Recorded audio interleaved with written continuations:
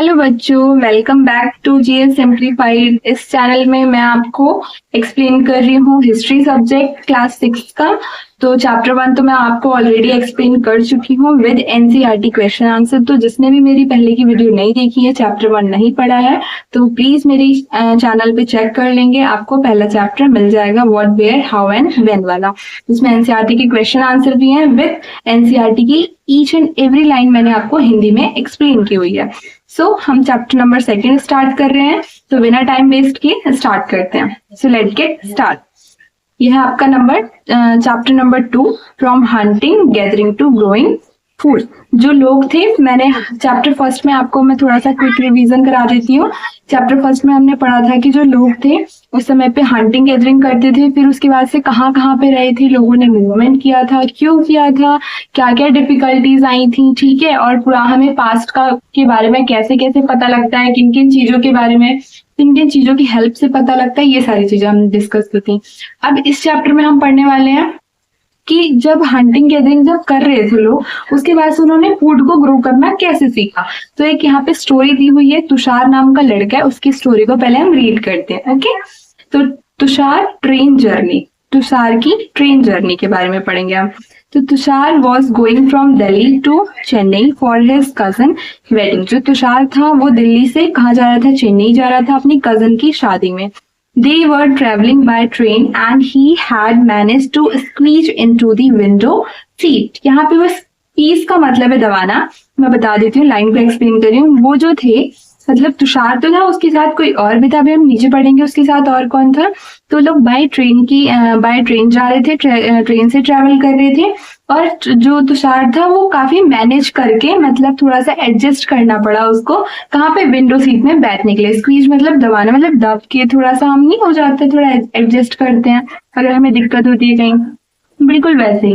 His nose grilled to the glass pane as he was trees and houses fly past, his uncle tapped his shoulder and said। जो उसने जब देखा, जैसे आप train में या बस में या बाइक से किसी भी चीज से अगर ट्रैवल करते हो तो आप देखते हैं कि जो ऐसा लगता है कि जो पेड़ हैं या घर हैं वो सब पीछे, हमारे पीछे के साइड उड़ते हुए जा रहे हैं। ऐसा तो बिल्कुल ऐसे ही उसको भी फील हो रहा था, तो वो सब चीजों को ऐसे ही देख रहा था, ऑब्जर्व कर रहा था। तो उसके जो अंकल है, उन्होंने उसके शोल्डर पे हाथ रखते हुए क्या कहा, Do you know that trains were first used about 150 years ago? उन्होंने कहा कि क्या तुम्हें पता है जो ट्रेन है, ये कब से यूज की जा रही है। तो अबाउट 150 years ago, 150 साल पहले से ट्रेन का यूज हो रहा है, ठीक है। And that people begin using buses a few decade later. और उसके बाद से जो बसेस का यूज है, इस्तेमाल है, वो काफी सालों बाद से यूज होना स्टार्ट हुआ है। पहले ट्रेन होती थी, उसके बाद से लोगों ने बसेस को यूज करना स्टार्ट किया, ठीक है। तुषार वंडर्ड, तुषार शॉक्ड हो गया। When people couldn't travel quickly from one place to another, did they spend their entire lives wherever they were born? Not quite। वो क्या कह रहे हैं, जो तुषार था वो काफी ज्यादा शॉक हो गया और वो सोचने लगा कि अगर जो लोग थे, अगर एक जगह से दूसरी जगह पे अगर एकदम से नहीं जा पाते थे, कोई ट्रांसपोर्ट नहीं था, तो क्या ऐसा होता था कि वो लोग अपनी पूरी की पूरी लाइफ एक ही जगह पे स्पेंड करते थे, जहाँ पे उनका जन्म हुआ था, जो उनकी जन्म स्थली थी, क्या वहीं पे वो अपनी पूरी लाइफ स्पेंड कर लेते थे अगर ट्रांसपोर्ट नहीं होता था तो, ठीक है। तो ये तो तुषार का क्वेश्चन है, वो तो भाई शॉक हो गया। लेकिन अब हम पढ़ेंगे कि कैसे कैसे लोग ट्रेवल करते थे, ठीक है। हम इसमें पढ़ने वाले हैं कि लोग कैसे ट्रेवल करते थे। चलो स्टार्ट करते हैं।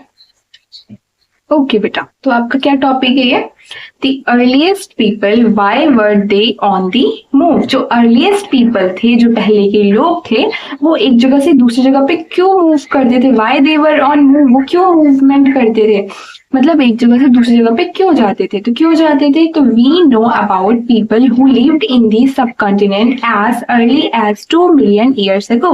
वो कह रहे हैं जो कि आपको पता है कि जो लोग हैं हमारे सब कॉन्टिनेंट में, वो कम से कम लगभग 2 मिलियन ईयर्स अगो से रह रहे हैं। Today we describe them as hunter gatherers, जिनके बारे में, मतलब हमें जहां तक अभी लोगों के बारे में पता है, तो वो कम से कम 2 मिलियन ईयर्स अगो के जो लोग हैं उन्हीं के बारे में पता है। और जिसको हम क्या कहते हैं, हंटर गैदरर्स कहते हैं। उनका नाम क्या रखा है हमने, जो 2 बिलियन ईयर्स अगो पहले रहते थे लोग, उनको हम हंटर गैदरर्स कहते हैं। The name comes from the way in which they got their food. और ये जो हंटर गैदरर का नाम क्यों रखा गया इनका, वो इस वे में रखा गया कि वो किस तरीके से अपने फूड को लेते थे, मतलब वो हंटिंग और गैदरिंग का काम करते थे ना, जानवरों का शिकार करते थे, इसीलिए उनका नाम जो पड़ गया hunter gatherers.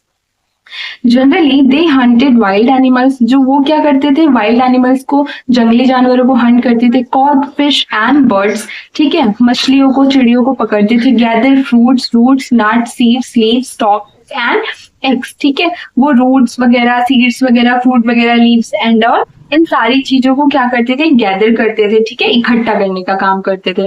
Hunter gatherers moved from place to place, there are many reason for this. जो हंटर गैदरर्स थे वो एक जगह से दूसरी जगह पे मूव करते थे और इसके कई सारे कारण थे। तो हम रीजंस के बारे में पढ़ेंगे कि आखिर कौन कौन से कारण थे। First, if they had stayed at one place for a long time, they would have eaten up all the available plants and animal resources. पहला रीजन क्या था उनके मूवमेंट का, तो अगर वो एक जगह पे रुक जाएं तो वो जितने भी प्लांट्स और एनिमल्स वगैरह थे, अगर वो सब चीजों को, जितने भी रिसोर्सेज हैं उनके फूड आइटम्स है, अगर वो सबको खा जाएंगे तो उनके लिए तो कुछ बचेगा ही नहीं, तो फिर उनको खाने के लिए कहीं ना कहीं तो जाना पड़ेगा। तो एक ये रीजन था कि अगर उन्होंने सब कुछ खत्म कर लिया है, सब कुछ खा लिया है और वहां पे कुछ भी अब अवेलेबल नहीं है उनके खाने के लिए, तो वो उस जगह से दूसरी जगह पे मूव कर जाते थे, ठीक है।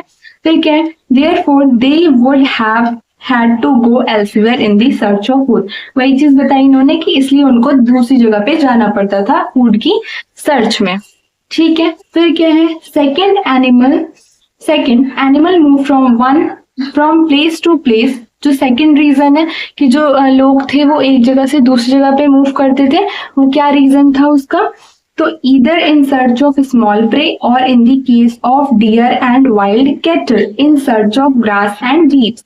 या तो वो स्मॉल, छोटे छोटे जो भी एनिमल्स होते थे उनका शिकार के, अपने शिकार के चक्कर में वो चले जाते थे, ठीक है, और या तो किसी हिरन या फिर किसी भी वाइल्ड कैटल के सर्च में, इन सर्च ऑफ ग्रास और लीव्स के वजह से। That is why those who hunted them had to follow their movements.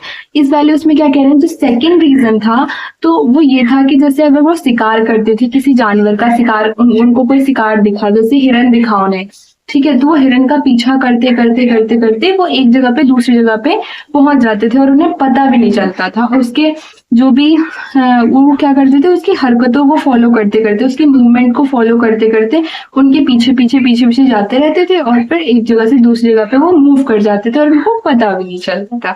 तो ये तो दो रीजन हो गए। अब चलते हैं तीसरे रीजन की। थर्ड रीजन क्या है, third, plants and trees bear fruit in different seasons, so people may have moved from season to season in search of different kinds of plant।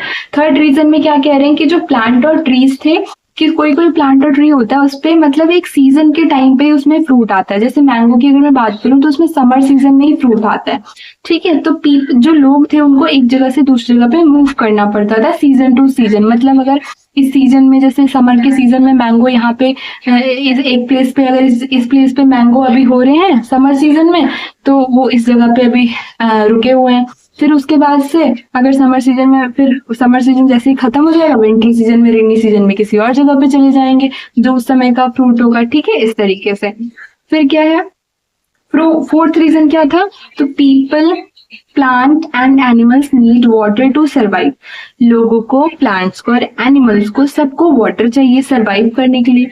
Water is found in lakes, ठीक है, water कहाँ मिलता है, तालाबों में, नदियों में, ठीक है, स्ट्रीम्स को भी हम नदियां बोल सकते हैं एक तरीके से, जहाँ पे पानी की धारा बहती है, एंड रिवर्स, ये तो नदी खुलती है, ठीक है। लोगों को, एनिमल्स को, प्लांट को, सबको वाटर चाहिए और वाटर कहाँ मिलता है, इन सब जगहों पे मिलता है।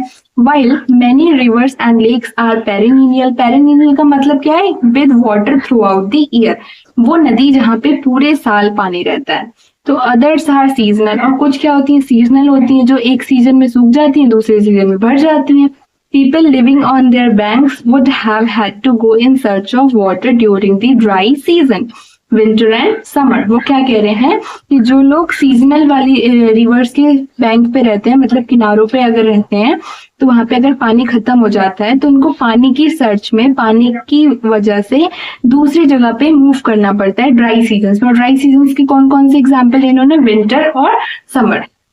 ठीक है, यहाँ पे इन्होंने 4 कारण दिए हैं इस पूरे पैराग्राफ में कि जो लोग थे एक जगह से दूसरी जगह पे मूव क्यों करते हैं।